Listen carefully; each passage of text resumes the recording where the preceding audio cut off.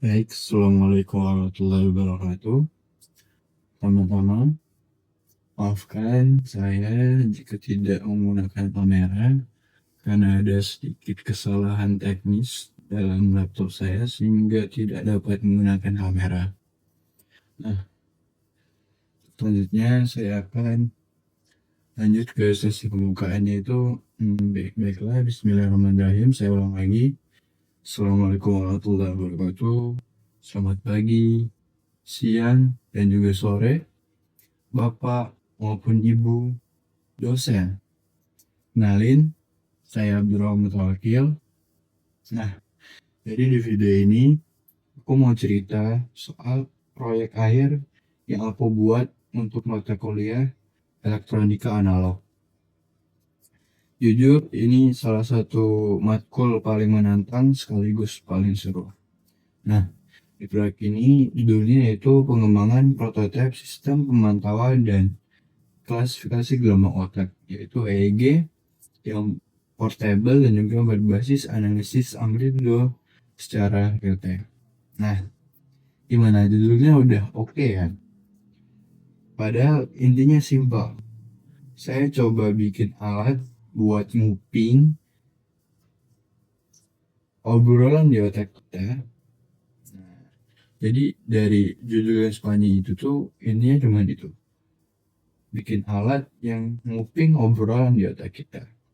Nah, tentu aja proyek ini nggak bakal selesai tanpa bimbingan super dari dosen saya yaitu Pak Adwi dan juga Bu Nada dengan tesisnya. Terima kasih banyak Pak dan Ibu buat waktu dan ilmunya. Nah, lanjut ke latar belakang.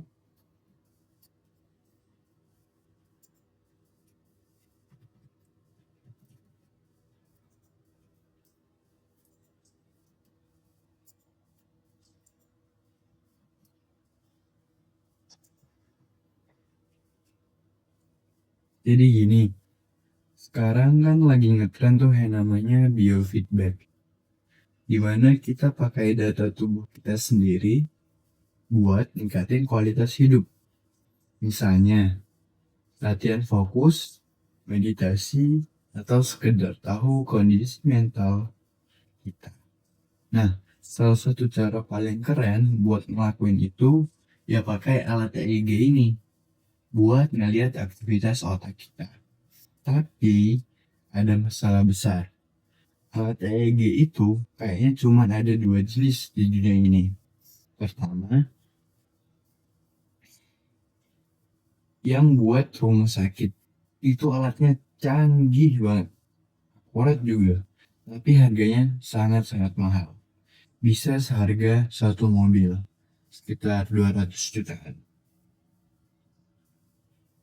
Gede, ribet, dan butuh orang khusus buat makainya. Jelas, kita sebagai mahasiswa atau penghobi cuma bisa ngeliatin dan iri gitu, kapan kita bisa pakai alat itu. Nah, yang kedua yaitu ada alat EEG versi DIY atau rakitan sendiri. Murah, brand banyak yang jual. Tapi kebanyakan alat ini tuh kayak radio rusak. Dia bisa nangkap sinyal, tapi yang keluar cuman suara kresek-kresek. Kita cuman bisa lihat grafik gelombang, naik, terus turun, naik, terus turun, naik, terus turun. Tapi nggak ngerti itu artinya apa. Lagi fokus kah? Lagi ngantuk kah? Atau nggak ada yang tahu. Jadi ya kurang berguna.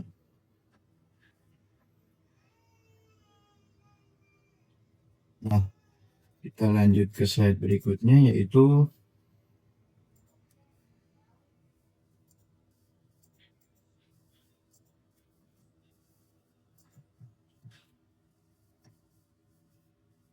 tujuan dan juga batasan masalah. Nah, proyek ini aku misinya simple. Aku coba bikin alat yang ada di tengah-tengah, gak semahal alat rumah sakit itu, tapi juga gak bisu kayak alat DIY. Aku mau bikin alat yang pas di kantong, tapi juga pas di hati. Artinya, dia bisa ngasih informasi yang berguna. Gimana caranya? Aku pecah misinya jadi 3 bagian. Pertama, dari sisi elektronika. Aku harus bikin sirkuit yang super peka. Bayangin, kita mau dengerin orang bisik-bisik dari seberang jalan. Telinga kita harus super tajam kan? Nah, sirkuit ini telinganya. Kedua, dari sisi instrumentasi. Telinga ini harus disambungin ke otak digital, yaitu microcontroller. Yang ketiga, yaitu dari sisi softwarenya. Otak, otak digital ini harus diajarin buat jadi penerjemah. Dia harus bisa nerjemahin bahasa listrik otak yang rumit jadi bahasa manusia yang simple, kayak lagi fokus atau lagi santai. Jadi proyek ini kayak proyek gado-gado. Ada elektronik ala analognya, ada digitalnya, ada codingannya juga. Sangat-sangat lengkap.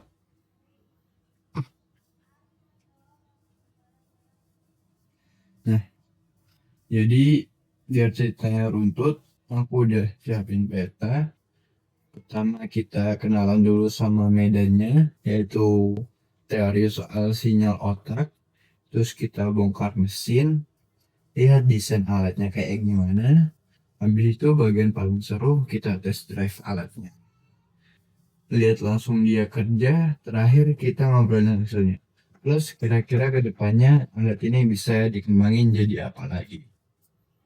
Oke, untuk segmen kedua kita kenalan sama sinyal otak.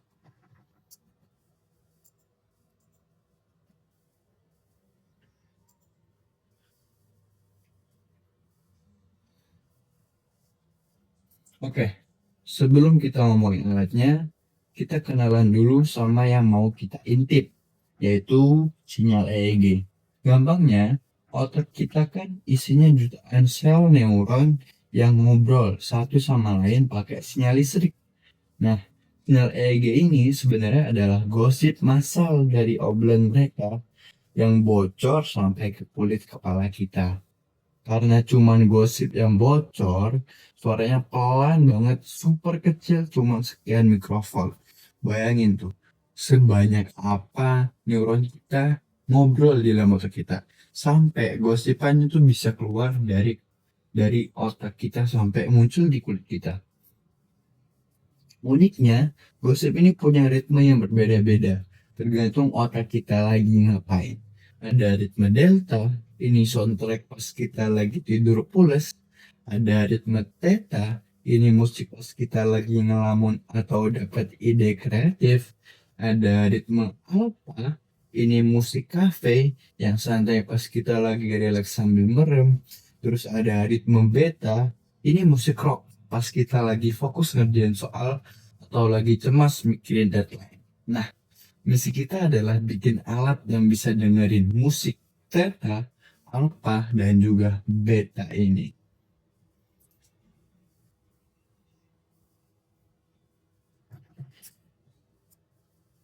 Nah, kalian juga bisa lihat tuh ada di gambar. Itu ada sinyal alpha, theta, dan juga beta. Ada satu lagi sebenarnya gamma. Cuman gamma itu kan aktivitas normal kita sehari-hari, bisa kita berjalan, olahraga, dan lain-lain. Nah, di aku cut off sinyal si gammanya pakai LPF, aku pakai di 30 supaya kita nggak baca sinyal gamma. Oke, kita lanjut ke segmen berikutnya.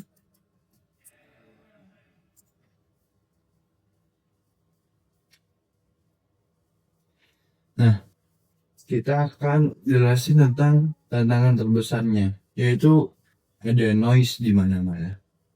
Masalahnya, dengerin sinyal EEG tuh kayak coba dengerin orang bisik-bisik di tengah konser dangdut. Tuh, bayangin tuh, gimana caranya kita dengar orang lagi gosip di tengah-tengah konser dangdut. Susah banget kan? Musik dangdut ini kan istilahnya adalah noise, ada sinyal pengganggu. Dan dia datang dari mana-mana, dari semua hal. Dari tubuh kita sendiri, misalnya kediban mata, itu kayak suara petir buat sinyal EEG. Gerakin rahang sedikit, itu udah noise juga. Belum lagi musuh terbesar kita semua, yaitu noise dari listrik PLN 50 Hz sekitarnya. Di sini ada di mana-mana, di dinding, di udara, nempel di tubuh kita. Dia kayak penyanyi dangdut dengan toa paling kencang. Disinilah ilmu elektronik analog jadi pahlawannya. Kita pakai 3 jurus utama, yaitu 1. Penguat diferensial. Gampangnya, kita pakai 2 mikrofon, yaitu elektroda. Sel otot yang kita cari itu beda di kedua mikrofon, tapi noise 50 Hz itu sama di kedua mikrofon. Nah, penguat ini pintar. Dia cuma bakal ngecengin suara yang beda dan ngecilin suara yang sama.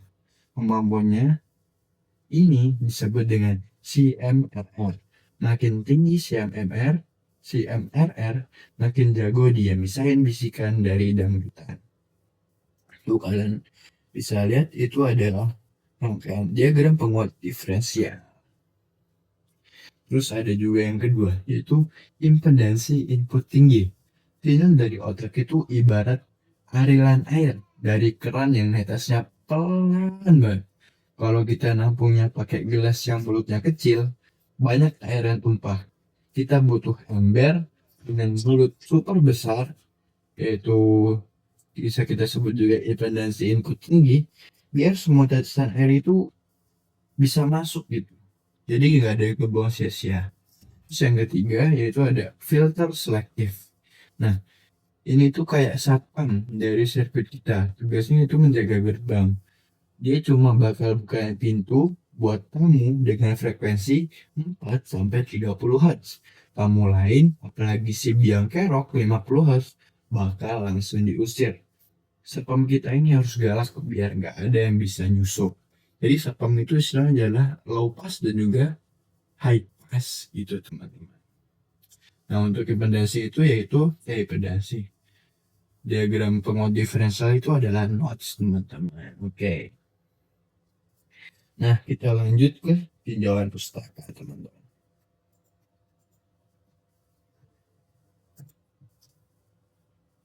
Nah tentu aja aku nggak nemuin semua jurus ini sendiri. Aku nyuri ilmu dari para suhu yang udah nulis di jurnal dan juga paten.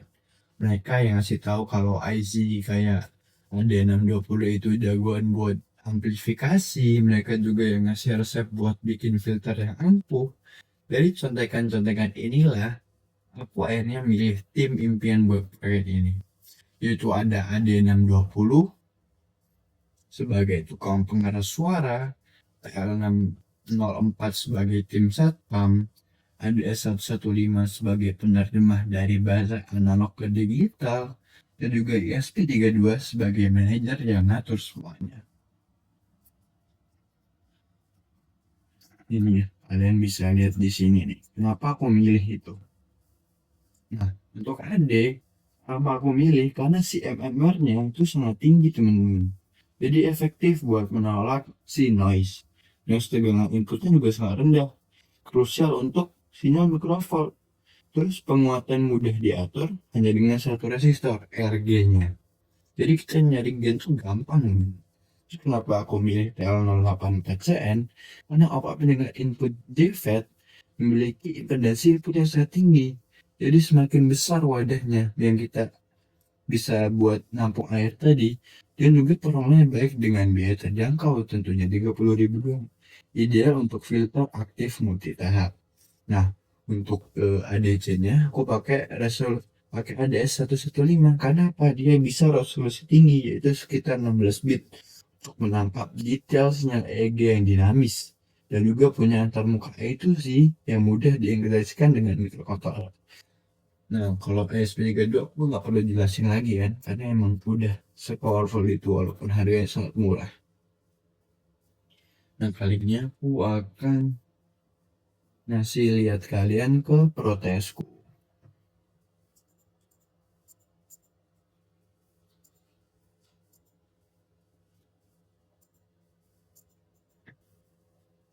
Oke, sudah kelihatan.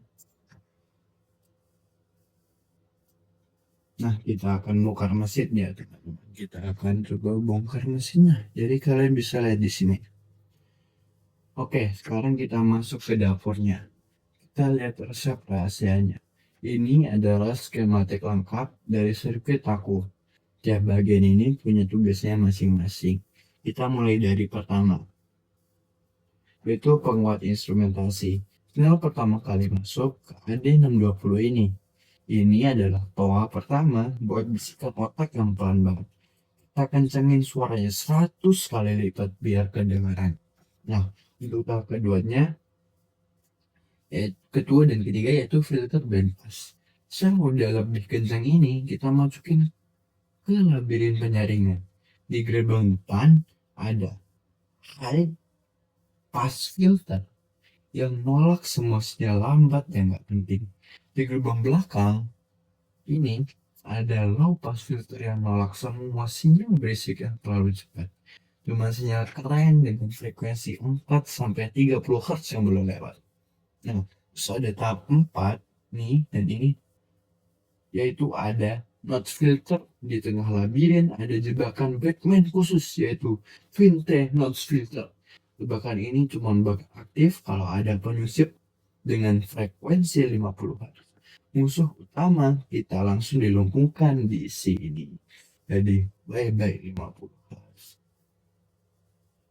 Terus ada juga tahap kedua, penguatan kedua dan ketiga. Sinyal yang sekarang udah bersih dan bening ini kita kasih toa kedua, dikencengin lagi 50 kali lipat. Sekarang suaranya udah siap buat didengerin sama dunia digital. Semua proses ini butuh darah berupa satu daya positif dan negatif.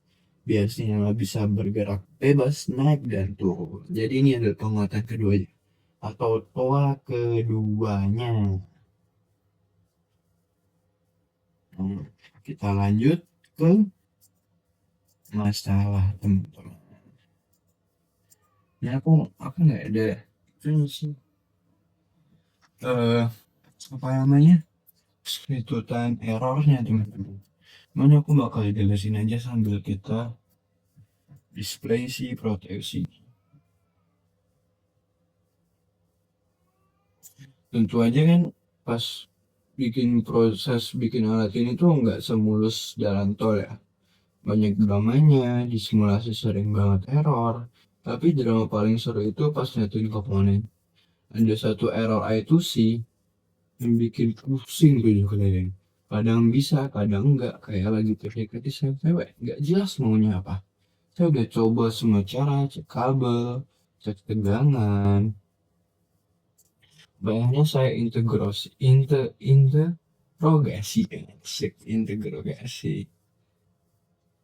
sinyalnya pakai osiloskop dari kawan biar keroknya satu daya ke ADC-nya goyang. Solusinya yaitu cuma nambahin satu komponen kecil, namanya adalah kapasitor decoupling. Ini kayak power bank mini yang nempel langsung di IC. Tugasnya jadi jaga tegangan biar stabil. Pelajaran bahagia kita ambil yaitu di sinyal kecil satu daya stabil itu harga mati teman-teman.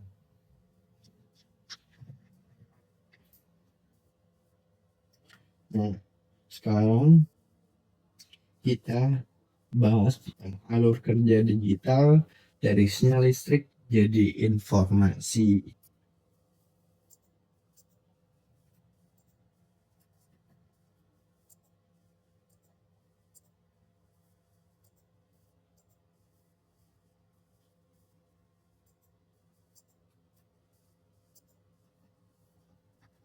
Nah, sekarang kita nyebrang ke dunia digitalnya, itu firmware-nya. ESP32 itu penerjemah tingkat pertama. Dia ngumpulin data dari ADC, terus dia seperempat detik dia nanya ke data itu, kamu naik atau turunnya seberapa heboh sih? Jawaban dari pertanyaan itu yaitu amplitudo. Kemudian dicocokin sama kamus buat diterjemahin jadi 3 kata, rendah, sedang, atau tinggi. Hasil terjemahan ini terus dipaketin pakai format JSON. Nah, ada script Python di komputer yang tugasnya jadi kurir gosen. Dia ngambil paket dari ESP32 dan ngirim lewat internet ke server. Di server ada backend PHP yang jadi petugas arsip. Paketnya dibuka, datanya dicatat, terus disimpan di lemari arsip raksasa namanya database MySQL. Terakhir, front end atau web yang kita lihat itu adalah etalase tokonya. Dia nampilin semua data yang udah diarsip dengan cantik biar kita gampang bacanya. Ini teman-teman, buat lengkapnya kalian bisa baca sendiri ya. Nah, aku bakal nunjukin kalian sekarang yaitu kita uji nyali perangkat kerasnya.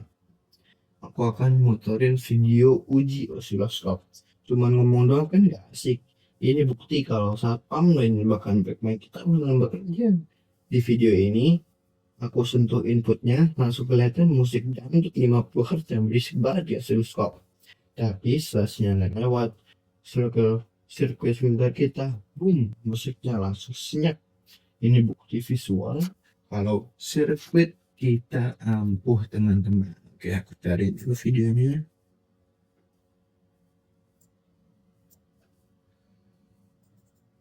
Alasan?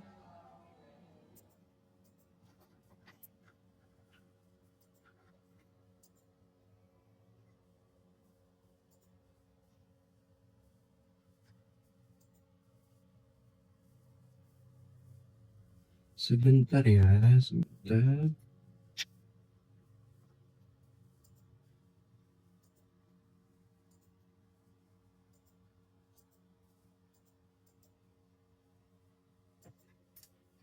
Oke. Pasang. Jadi di sini aku punya temanku buat pasang. Bisa di sininya. Lepas. Tuh, pas gak dilepas, pas dilepas, nya langsung hilang. Pasang. Pasang. Bagus. Lalu pasang. Tuh, kelihatan ya. Terus dia lepas, sinyalnya langsung hilang teman-teman. Yang berarti kalau sirkuit kita ampuh teman-teman.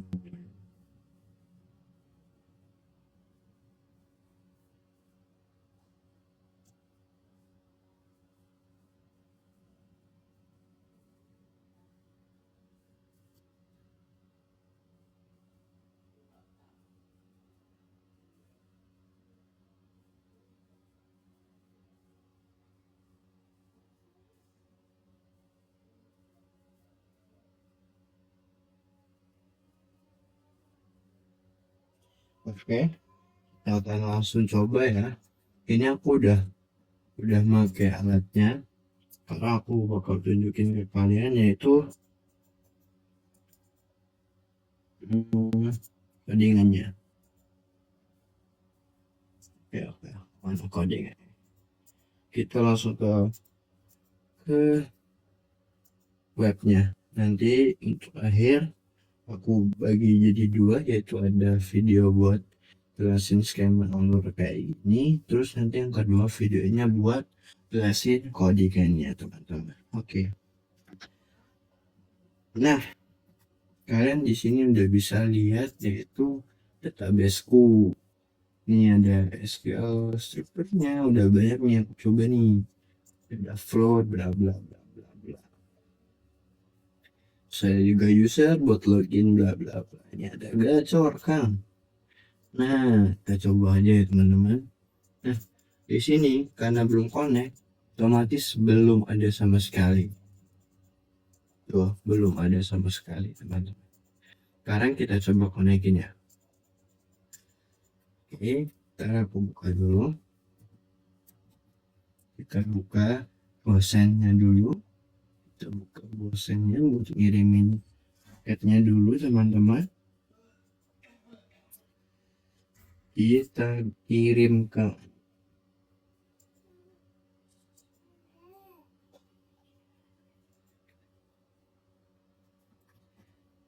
kirimkan teman-teman. Sebentar ya.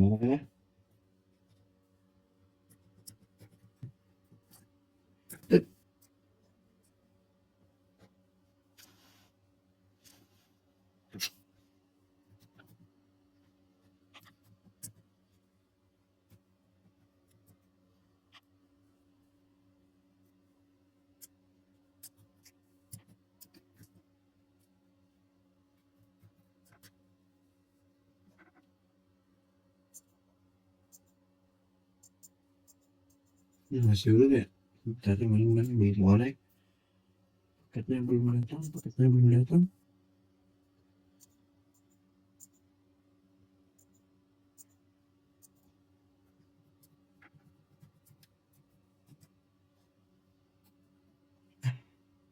Coba teman-teman, apa yang terjadi? Oke. Nah, kita langsung tur ke ruang kontrolnya. Aku jalanin scriptnya tadi udah aku jalanin, kruidernya. Terus kita buka websitenya, yaitu EEG Platform. Kita bisa lihat langsung nih untuk jantung listrik dari otak kita. Coba saya kedip tuh, gimana? Tuh, tuh kurang teman-teman jadi 3. Kayak ada gempa kecil di sinyal itu. Itu artefak. Sekarang kita coba relaksasi sambil merem. Terus sinyal mulai turun.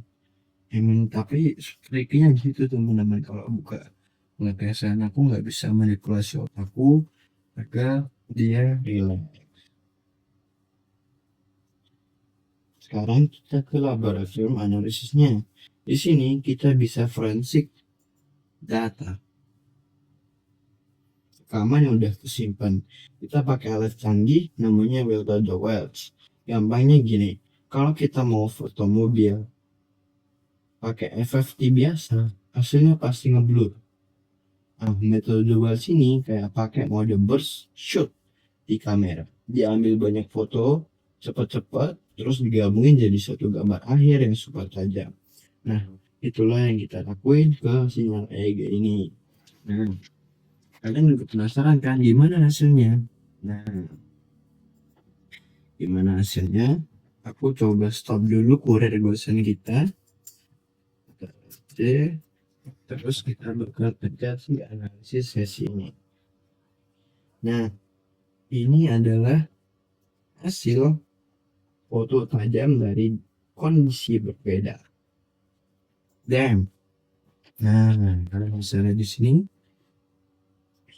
Aku lagi mikir keras, sama lagi santai, terus lagi mikir kelihatan budi. Bedanya tinggi banget kan? Ini tanda otak lagi ngegaspol. Sebaliknya pas lagi santai, lembab, alfanya mendalam dan tenang. Di sini tenang. Ya bukti kalau kita beneran bisa bedain kapan otak lagi kerja keras dan kapan lagi istirahat. Ini bukan lagi radio rusak, tapi udah jadi alat penerjemah cukup andal. Artinya apa buat kita? Artinya alat ini bisa dipakai buat latihan. Misalnya, kamu mau latihan meditasi. Kamu bisa pakai alat ini sambil lihat grafiknya. Tujuannya adalah gimana caranya nurunin gunung beta dan naikin lembah alfa kamu. Jadi ada target yang jelas dan terukur. Ini yang namanya biofeedback. Tapi kita juga harus jujur sama keterbatasannya. Alat ini kayak mikrofon yang cuma satu. Kita bisa dengerin musiknya, tapi kita nggak tahu persis suara gitar datang dari sebelah mana. Suara drum juga dari mana. Resolusi spasialnya terbatas, ini penting juga buat diingat. Nah, kalian bisa lihat di sini, tadi kan aku lagi presentasi sambil presentasi sama kalian, sambil buka hal yang lain. Kebaca sedikit tanya karena aku udah tarik nafas tadi, tapi juga di sini kebaca juga untuk alfa dan juga betanya. Ini seperti itu teman-teman. Nah, terakhir kita ke segmen penutup dan juga mimpi ke depannya ya, harapanku ke depannya. Jadi kesimpulannya alhamdulillah aku buka dulu ya slide kesimpulan.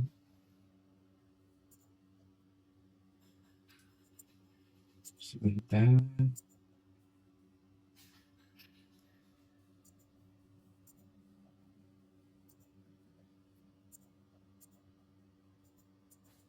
Oh nggak ada nih teman-teman, ya udah kamu. Aku lupa buat, ya apa-apa, it's okay. Kamu lihat aja websiteku aja.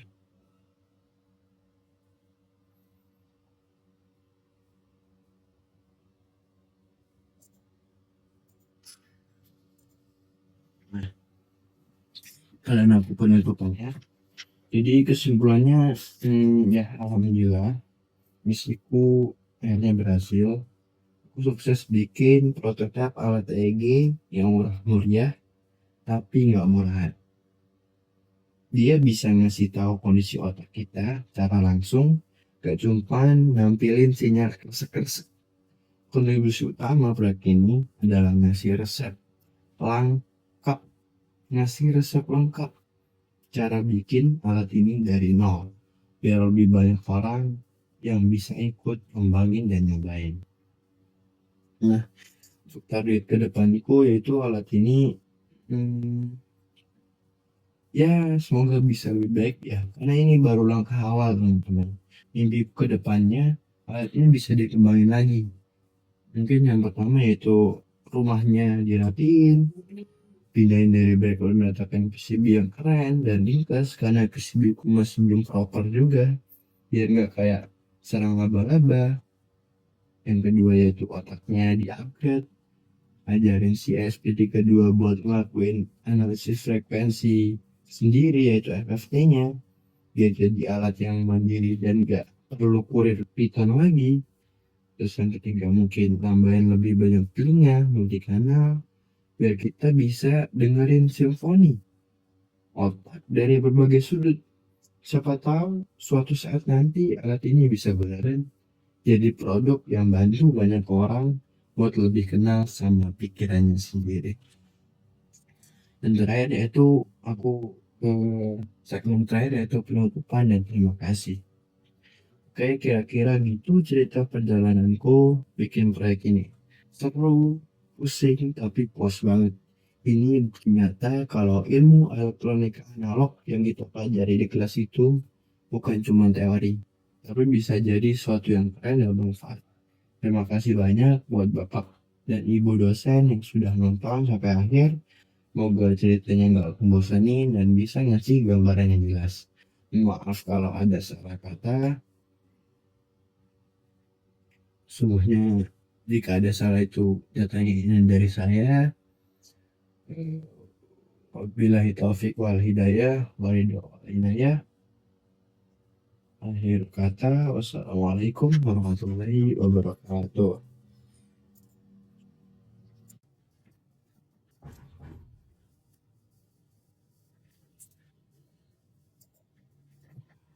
Oke, halo Bapak atau Ibu dosen yang menonton, ketemu lagi sama aku, Rauf. Kali ini di video ini aku akan menjelaskan dalam mobilnya. Kalau di video sebelumnya kita udah tur keliling mobilnya dan lihat fitur-fiturnya, video kali ini kita bakal jadi montir. Kita akan buka kap mesinnya dan bongkar tuntas semua kode yang jadi otak di balik EEG platform ini. Tujuan video ini simpel.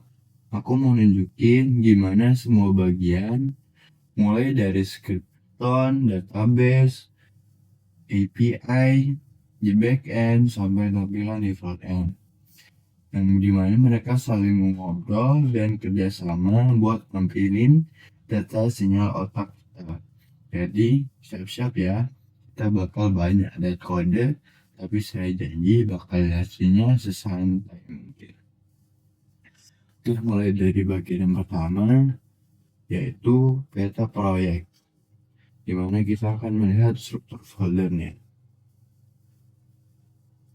Sebelum kita nyemplung ke kodenya, kita lihat dulu petanya. Ini adalah struktur foldernya. Dari keseluruhan proyek web kita, biar nggak nyasar, kita kenalan dulu sama wilayah-wilayah utamanya. Pertama, ada file-file utama di luar folder. Ini adalah halaman-halaman PHP yang dilihat pengguna, kayak index PHP, login PHP, dan teman-temannya. Kedua, ada folder API. Ini dapurnya, tempat semua logika pemrosesan data di sisi server. Jadi, semua permintaan dari luar bakal dilayani di sini. Ketiga, ada aset. Ini salahnya. Isinya file CSS buat dandanin tampilan dan file JavaScript buat bikin websitenya interaktif. Keempat, ada file core. Ini jantungnya. Isinya file krusial kayak koneksi PHP. Dan jadi kunci buat masuk ke database. Lalu yang kelima ada serial to web return. Ini file yang super penting. Dia kurir yang nganterin data dari alat kita ke web. Oke, sekarang kita udah pegang petanya. Mari kita mulai perjalanan kita dari trik paling awal, yaitu si kurir.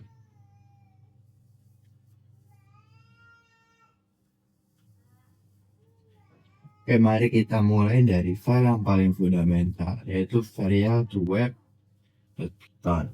Anggap aja file ini kayak kurir gosen yang super pintar dan tangguh. Tugasnya cuma satu, ambil paket dari alat exe kita lewat port serial dan nganterin paket itu ke server web kita. Simpel kan? Tapi di balik kesederhanaan itu, dia punya banyak fitur canggih. Kita coba oke,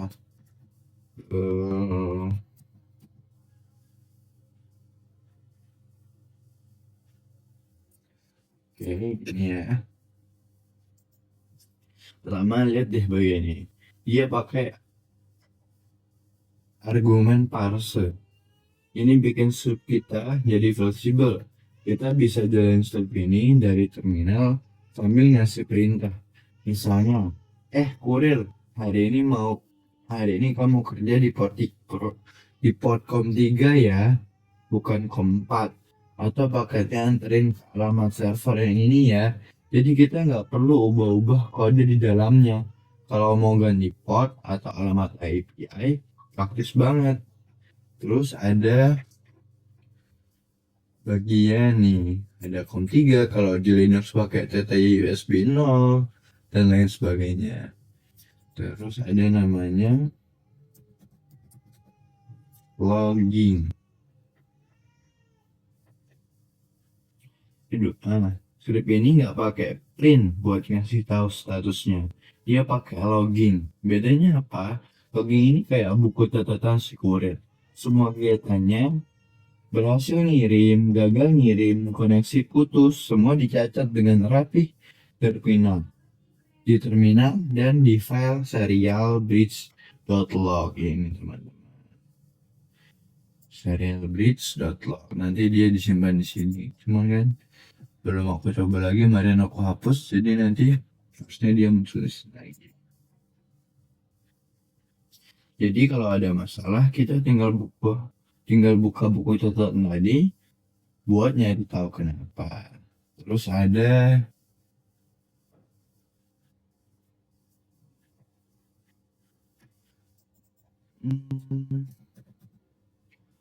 while true.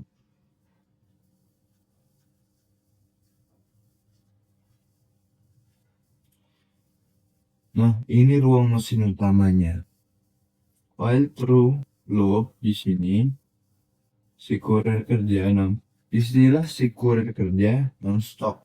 Dia bakal terus-terusan coba baca data dari port serial. Kalau koneksi putus, dia nggak panik. Dia bakal nyoba nyambung lagi setiap 5 detik. Nah, tuh time slip 5 detik, 5 detik. Terus ada serial buffer namanya teman-teman. Cara dia baca data juga pintar. Data dari sel itu kan kadang-kadang datanya nggak utuh, kecil-kecil.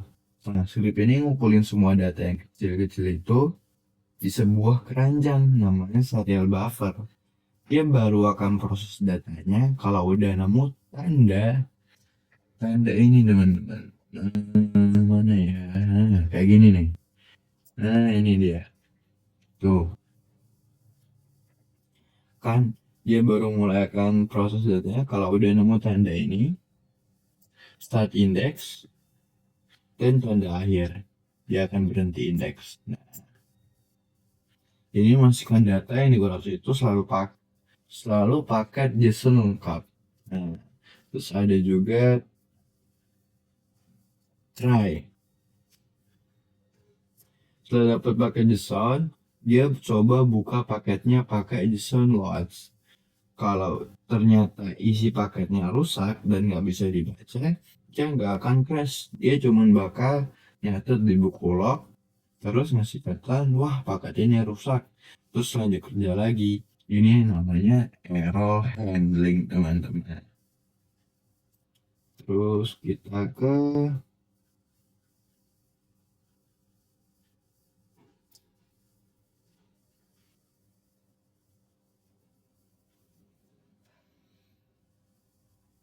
ntar aku cari.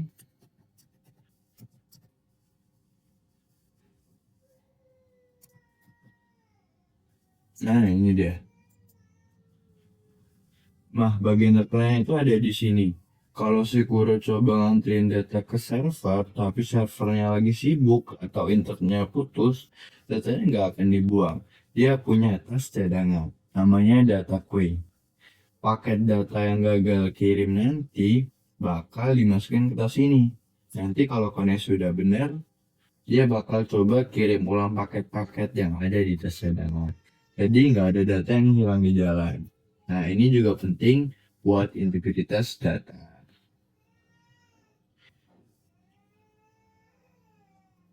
Nah, kita udah bahas tentang serial to web, udah bahas ini, si kurir. Sekarang kita ke fondasi gudang datanya. Yaitu kita pertama ke tugas final .sql-nya. Oke, si kurir udah berhasil nganterin paket. Paketnya diantarin kemana? Yaitu ke sebuah gudang data raksasa, yaitu database MySQL kita. Nah, sebelum gudangnya bisa dipakai, kita harus bangun dulu rak-raknya. Itulah gunanya file tugas final alproc.sql. Nah, file SQL ini adalah cetak biru dari gudang kita. Di sini kita definisikan struktur tabelnya. Ada tabel user, mana tabel user? Itu ada tabel name, username, email, dan password. Perhatikan kolom password nih.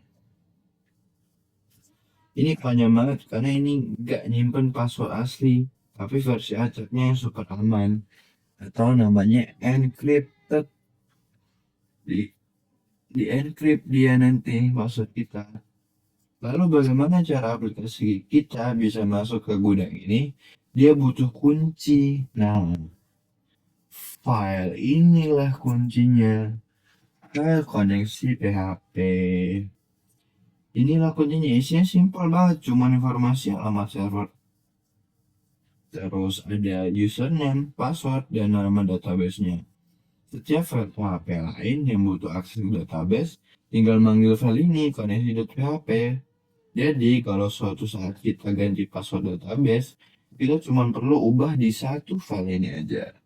Jadi dengan kata lain sangat efisien. Terus kita lanjut ke dapur pacunya, yaitu API. Sekarang kita masuk ke bagian paling sibuk, yaitu dapurnya. Per API, listinglah semua permintaan dari luar diolah. Anggap aja tiap file di sini adalah seorang koki dengan resepnya masing-masing. Nah, ini adalah koki utamanya. Tugasnya nerima paket dari si kurir, dia bakal buka paketnya, validasi isinya, terus nyimpen datanya.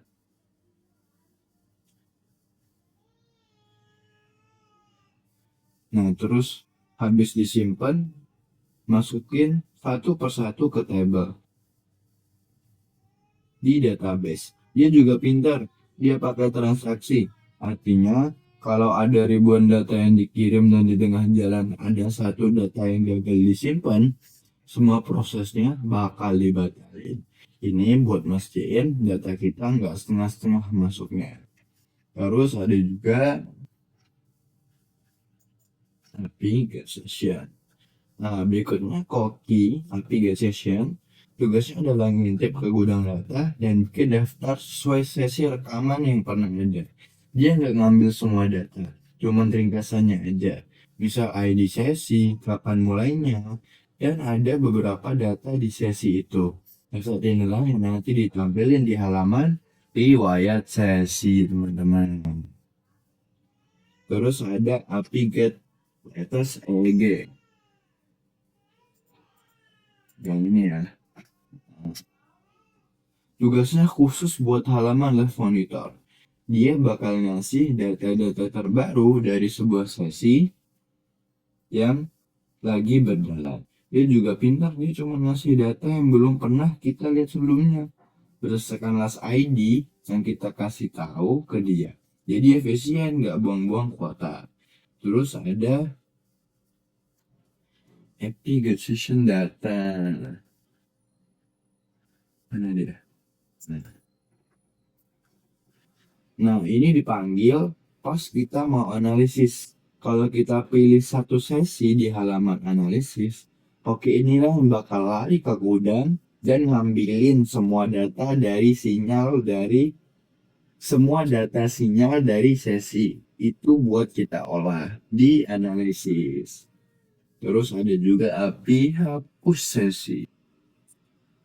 Nah, tugasnya simpel tapi penting. Kalau kita minta hapus sebuah sesi, dia yang bakal ngejalanin perintah delete ke database. Dia juga pakai pengaman, jadi nggak bisa sembarangan orang buat hapus datanya. Nah, tadi kan udah ngomong dapur bla bla bla bla. Sekarang kita ke UI. Dari kode jadi tampilan. Ada dua folder utama, yaitu ada template dan juga asset. Ini aku minimize dulu. Nah, udah kita jelasin. Oke. Dapurnya udah beres, sekarang kita ke ruang pamernya. Gimana caranya sebuah halaman web kita punya tampilan yang seragam, punya menu navigasi dan footer yang sama. Rahasianya ada di folder templates dan juga header. Di folder templates. Pertama ada header. Ini ibarat kepala dari semua halaman. Isinya kode buat nampilin menu navigasi di atas. Sementara footer itu kakinya. Semua halaman utama tinggal manggil include template garis apa namanya? Ini loh, apa namanya ini? Ini namanya. Nah, pokoknya itu header.php di awal dan include templates ini lagi, terus footer.php di akhir. Jadi kalau kita mau nambahin satu menu baru, kita cukup edit header.php sekali aja, yang semua halaman bakal otomatis update. Ini prinsip DRW atau don't repeat yourself dalam coding. Nah, terus biar tampilannya keren, ada makeup artist, yaitu si CSS seperti biasa. Nah, ini dia.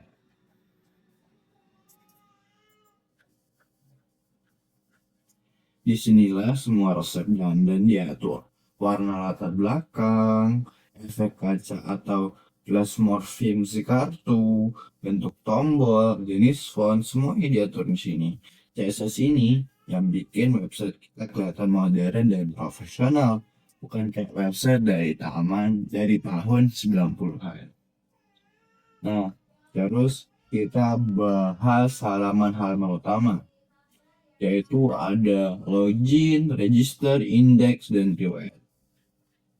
Sekarang kita lihat halaman-halaman yang langsung dilihat oleh pengguna. Kita akan buka login. Terus register, dan ada dua ini. Ini adalah gerbang keamanan kita.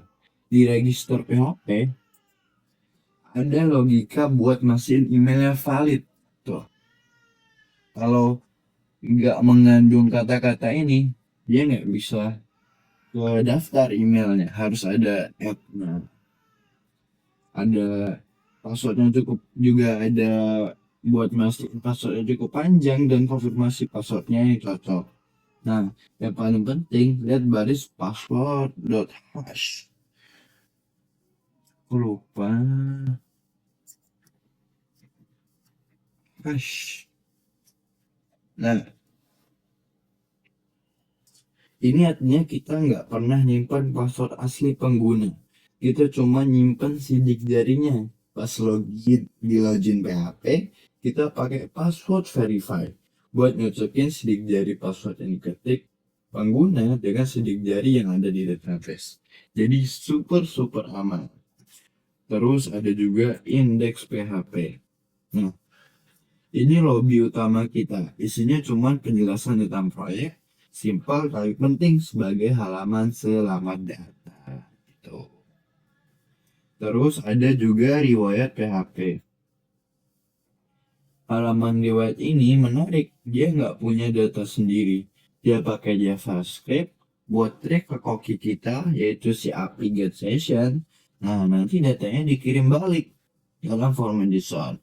Terus di JavaScript dan tugasnya nampilin data itu jadi table yang rapi.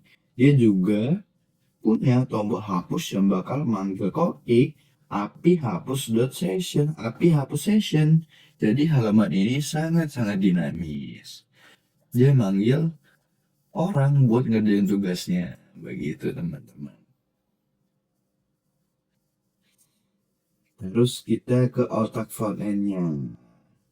Ada yang namanya folder asset.js. Nah, ini dia otak dari sisi frontend. Folder asset ini, disinilah semua keajaiban interaktif terjadi. Pertama kita buka yang ini dulu, yaitu script auto. Nah, script ini adalah nyawa dari halaman live monitor atau grafiknya. Dia punya tugas yang mirip kayak si kurir Python, tapi kebalikannya, dia bakal nongkrongin koki API get latest YG full setiap detik. Dia bakal nanya, ada data baru nggak? Kalau ada, dia langsung ambil datanya dan ngupload ke grafik pakai library chart.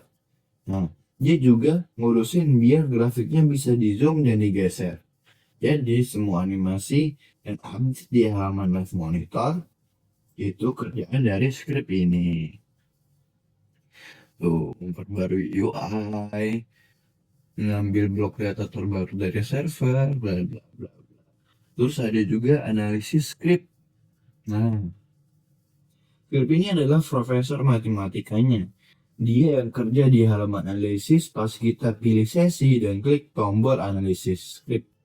Dan klik tombol analisis. Script ini bakal manggil koki API get session data buat minta semua data dari sesi itu. Setelah datanya dapat, disinilah perhitungan berat terjadi. Dia bakal menjalanin metode whiles pakai library DSP. Dia mecah-mecah sinyal jadi segmen-segmen kecil. Kasih jadilah heading di setiap segmen, FFT-in satu-satu, terus hasilnya dirata-ratain. Rumit, tapi hasilnya adalah estimasi spektrum daya yang jauh lebih akurat dan stabil. Setelah dapat hasilnya, dia ngitung presentasi kekuatan tiap pita gelombang, seperti theta, alpha, dan juga beta, dan nampilin jadi grafik batang yang keren itu. Nah, kalau kita ngerangkum proyek ini kayak sebuah orkestra. Kita punya serial to web sebagai kurir yang bawa partitur data. Kita punya API sebagai para koki yang masak data itu. Kita punya database sebagai kulkas raksasa. Dan kita punya JavaScript sebagai maestro yang nampilin masakan itu jadi sebuah pertunjukan yang indah di panggung HTML. Setiap file, setiap baris kode punya perannya masing-masing. Dan yang bikin proyek ini berhasil adalah bagaimana semua bagian ini bisa ngobrol dan bekerja sama dengan harmonis dari ujung ke ujung. Dari sinyal listrik yang super kecil di kepala kita sampai jadi grafik yang penuh makna di layar monitor. Bedah kode ini nunjukin kalau bikin sebuah sistem itu bukan cuma soal nulis kode, tapi juga soal ngerancang arsitektur, mikirin alur data, dan gimana caranya bikin setiap bagian bisa kerja bareng tanpa tabrakan. Oke, kira-kira gitu untuk Bapak dan Ibu isi dapur dari proyek EEG platform saya. Semoga penjelasan panjang lebar ini bisa ngasih gambaran yang jelas soal gimana cara merancang dan ngebangun semua ini dari nol. Terima kasih banyak untuk menyimak teknis ini sampai selesai. Mohon maaf kalau ada penjelasan yang ribet atau salah kata. Wabillahi taufiq wal hidayah. Assalamualaikum warahmatullahi wabarakatuh.